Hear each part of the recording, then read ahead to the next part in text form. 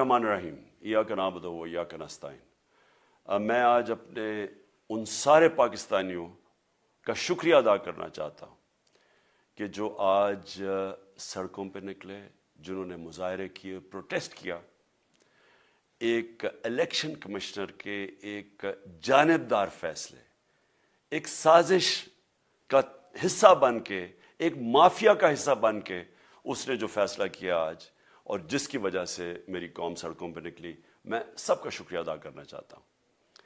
पहले तो मैं अपनी कौम के सामने ये रखना चाहता हूँ, ये क्या फैसला है, यानी ये तोशा खाना क्या चीज़ है। तोशा खाना वो है कि जब मुल्क का प्राइम मिनिस्टर, उसके वज़ीर, उसके आर्मी चीफ, इनको जब प्रेजेंट्स मिलते हैं, जब वो इक़्तिदार में होते हैं, तो जब उनको तोहफे मिलते हैं, तो ये जो सारे तोहफे हैं ये जाते हैं तोशा खाना के अंदर। एक पूरा रिकॉर्ड उधर कायम किया जाता है। उस तोशा खाना से एक कानून के तहत आप फैसला कर सकते हैं कि मैं एक आधी कीमत, हमारे दौर में आधी कीमत हम दे के हम वो खरीद सकते हैं वहाँ से। सारा रिकॉर्ड उसका है पड़ा हुआ तोशा खाना में। तो ये जो केस इसने किया है, ये जो केस के ऊपर फैसला दिया है, मैं आप सारी कौम के सामने अब ये कहना चाहता हूं कि जब भी, और इंशाल्लाह हम अब जा रहे हैं अदालत में, मैं आज सबके सामने कहना चाहता हूं कि ये अदालत के अंदर केस जाएगा और इसमें एक चीज गैर कानूनी नहीं निकलेगी, क्योंकि सारा रिकॉर्ड अवेलेबल है। और जिन्होंने कानून तोड़ा है, तोशा खाना का कानून किसने तोड़ा है? आसिफ जरदारी ने और नवाज शरीफ ने। कैसे तोड़ा है? उन्होंने 4 महंगी महंगी गाड़ियां इस तोशा खाना से निकाली है। कानून ये कहता है कि आप गाड़ियां नहीं निकाल सकते, मुझे भी मिली थी। तो उनके केस तो सुने नहीं, उनके 10 साल से केस पड़े हुए जो इन्होंने ये गाड़ियां गैर कानूनी तौर पर निकाली थी। और वो जो कि सारे मेरे वकील ने आज कौम के सामने बताया कि सारा रिकॉर्ड अवेलेबल है, उसके ऊपर इसने ये फैसला किया। तो पहले तो हम जाएंगे इंशाल्लाह अदालत में, लेकिन मैं इस इलेक्शन कमिश्नर के ऊपर अपनी कौम के सामने इसका जरा असलियत रखना चाहता हूं। ये वो आदमी है जो पिछले 2.5 साल से हमारे खिलाफ फैसले दे रहा है। 8 या 9 दफा इसने हमारे खिलाफ फैसला दिया, हम अदालत में गए और अदालत ने इसके फैसले ओवरटर्न करके हमारे हक में फैसले दिए, क्योंकि इसके जो फैसले थे वो गैर जानिबदार नहीं थे। हम ईवीएम मशीन्स के ऊपर कोशिश करते रहे कि इस मुल्क में साफ और शफाफ इलेक्शन हो। 2 साल कोशिश करते रहे। इस इलेक्शन कमीशन ने पीपल्स पार्टी और नून लीग के साथ मिलकर वो नहीं होने दिया। हमने अदालत में गए कि जो सेनेट के अंदर पैसा चलता है, सेनेट के इलेक्शंस के अंदर, कि वो वोट वेरीफाइबल होनी चाहिए, यानी लोगों को पता होना चाहिए कि आपके एमपी किधर वोट डाल रहे हैं। हम सुप्रीम कोर्ट में गए, सुप्रीम कोर्ट में इजाजत दे दी कि वोट वेरीफाइबल होनी चाहिए, इसने रोक दी। उसके बाद यूसुफ रजा गिलानी का बेटा पैसे देते हुए पकड़ा गया वोट खरीदते हुए, इसने कोई एक्शन नहीं लिया। ये इसने जब हमारा ये अभी जो ऑडियो लीक्स हुई है, इसके अंदर क्या चीज आई है सामने? ऑडियो लीक्स में ये सामने आई कि नून लीग के साथ बैठ के ये फैसले कर रहा था कि कौन से हलके हमारे कमजोर हैं और किधर पीडीएम की वोट जो थी हमारे हलकों से दुगनी थी। इसने उनके साथ बैठ के फैसले किए। ये जो अभी हाल ही में इलेक्शन हुए हैं, इसी इलेक्शन कमीशन ने, इसने पहले भी जब पंजाब के बाय इलेक्शन हुए तब भी पूरी इलेक्शन कमीशन की मशीनरी ने उनकी मदद की, और उसके गवर्नमेंट भी पंजाब में उन्हीं की थी, गवर्नमेंट की मशीनरी ने भी पूरी मदद की। उसके बावजूद दोनों दफा ये इलेक्शन हार गए।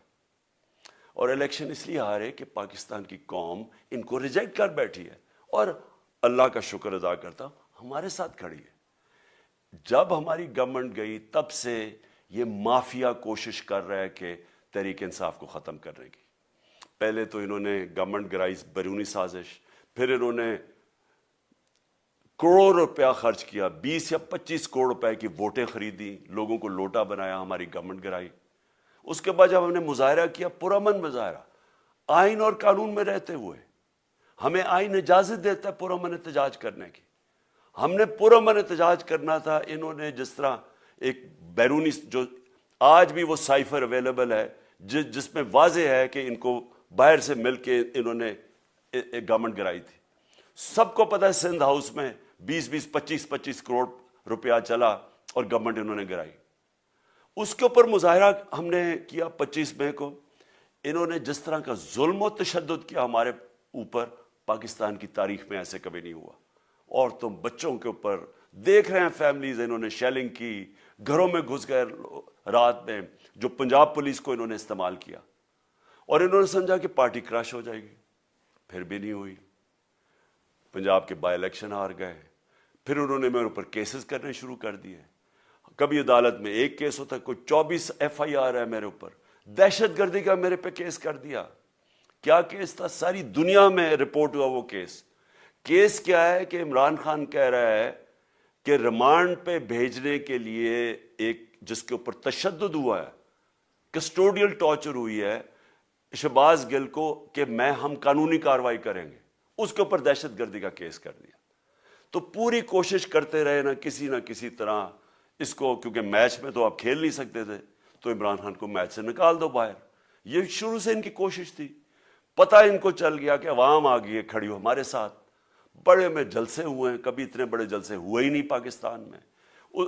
اور پھر یہ جو ابھی جو الیکشن ہوا ہے اس کے اندر پوری پلاننگ کرتے, ایک کینڈیڈیٹ کھڑا کر کے پھر بھی ہار گئے. تو یہ مجھے پہلے ہی پتا تھا کہ انہوں نے اس کا رزلٹ کیا آنا ہے. میری ساری پارٹی کو پتا ہے, میں نے ان کو واٹس ایپ کیا, اپنے سارے لوگوں کو بتایا. مجھے کل رات میں نے سب کو بتا دیا کہ اس نے ڈسکوالیفائی کرنا ہے, کیونکہ یہ اس سازش کا حصہ ہے, یہ مافیا کا حصہ ہے. اور مافیا کیا کوشش کر رہی ہے, یہ ذرا ساری قوم سن لو. جو پاکستان کی سب سے بڑی پارٹی ہے, جو فیڈرل پارٹی ہے, باقی پارٹیز تو اب صوبائی پارٹیز رہ گئی ہیں, چھوٹی سکڑ کے ہو گئی ہیں فیملی پارٹیز. جو سارے ملک کے اندر ایک فیڈرل پارٹی ہے, اس کو ختم کرنے کی کوشش کر رہے ہیں. اور یہ میں پھر سے اس ملک کی تکلیف دے جو ہمارا تاریخ کا حصہ تھا, جب ایسٹ پاکستان ہمارے سے علیحدہ ہوا, کیا ہوا تھا؟ جو پارٹی کو سب سے بڑا مینڈیٹ ملا, اسی پارٹی کو ختم کرنے کی کوشش کی. ملک کا جو ہوا وہ تاریخ کا حصہ ہے. یہ پھر کوشش کر رہے ہیں کہ ایک پارٹی جو ساری فیڈریشن کو اکٹھا رکھ سکتی ہے, اسی پارٹی کو ختم کرنے کی کوشش کر رہے ہیں کہ جناب عمران خان کو کسی طرح ڈسکوالیفائی کرے اور پھر الیکشن ہو. اور پھر مجھے اور نواز شریف کو ایک ہی طرح دکھایا جا رہا ہے کہ اچھا جی عمران خان بھی ڈسکوالیفائی ہو گیا تو نواز شریف بھی ہو گیا. نواز شریف اس ملک کا بڑا مجرم ہے. 30 سال سے چوری کر رہا ہے اس ملک کا پیسہ باہر. بڑے بڑے محلات ہیں اس کے اور اس کے بچوں کے باہر. ایک رسید نہیں دکھا سکتا کہ پیسہ کدھر سے آیا. میں نے کرکٹ کھیلتا تھا تو میں نے ایک فلیٹ خریدا. میں تو پبلک آفس ہولڈر بھی نہیں تھا. 34-35 سال پہلے میں نے فلیٹ خریدا جب کرکٹ کھیلتا تھا. اس کے باوجود میں نے 8 مہینے عدالت کے اندر ایک ایک رسید بتائی کہ مجھے کدھر سے انکم آئی, کدھر سے آمدنی آئی, اور باہر سے حلال کے پیسے کی جو میں نے جو خرچہ جو خریدا فلیٹ, اس کو جب بیچا بینک کے تھرو پاکستان میں پیسہ لے کے آیا, اپنے ملک میں پیسہ لے کے آیا. اس کی بھی منی ٹریل تھی.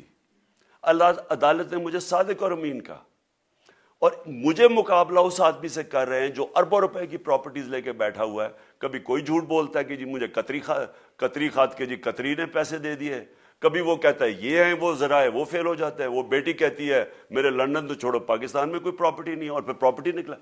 یعنی جو بتا ہی نہیں سکتے کہ اس ملک سے باہر اربوں روپے کی پراپرٹیز ہے, اور اس کو اور میرے ساتھ کر رہے ہیں کہ جی آپ دونوں ڈسکوالیفائی ہو گئے. اور جو سب سے شرمناک چیز کیا ہے کہ جس آدمی کی ساری پراپرٹی سب پاکستان سب ڈکلیئرڈ اپنے نام پہ, اس کو ڈسکوالیفائی کر رہے ہیں, اور یعنی میچ سے باہر رکھنے کی کوشش کر رہے ہیں. اور کن کو اس ملک میں بچایا جا رہا ہے؟ اس ملک کے بڑے بڑے مجرم جن کے اوپر اربوں روپے کے کیسز ہیں, وہ آ کے پہلے تو ان کو سازش کے تحت ملک پہ بٹھایا جاتا ہے, پھر وہ قانون اسمبلی میں بیٹھ کے نیب کا قانون چینج کرتے ہیں اور 1100 ارب روپے اپنا معاف کروا لیتے ہیں. قوم جب نیچے پسی ہوئی ہے آج مہنگائی میں، بے روزگاری میں، 6 مہینے میں انہوں نے ملک کدھر سے کدھر پہنچا دیا ہے. آج دنیا کہہ رہی ہے کہ پاکستان قرضے نہیں اپنے واپس کر سکتا، ہمارے بانڈز کریش کر گئے ہیں، ہماری انڈسٹری نیچے جا رہی ہے، ہمارا فورن جو پاکستان میں ڈالرز آنے تھے ایکسپورٹس بھی نیچے جا رہی ہیں، ریمیٹنس بھی نیچے جا رہی ہے، ملک کی دولت کم ہو رہی ہے، گروتھ ریٹ نیچے چلی گئی ہے، کسان علیحدہ سڑکوں پہ نکلے ہوئے ہیں، ٹیکسٹائل انڈسٹری وہ 20% بند ہو گئی ہے. 6 مہینے میں وہ پاکستان کو یہاں لے کے آئے ہیں اور اپنے صرف پیسے بچا رہے ہیں، صرف آ کے اپنی چوری بچا رہے ہیں.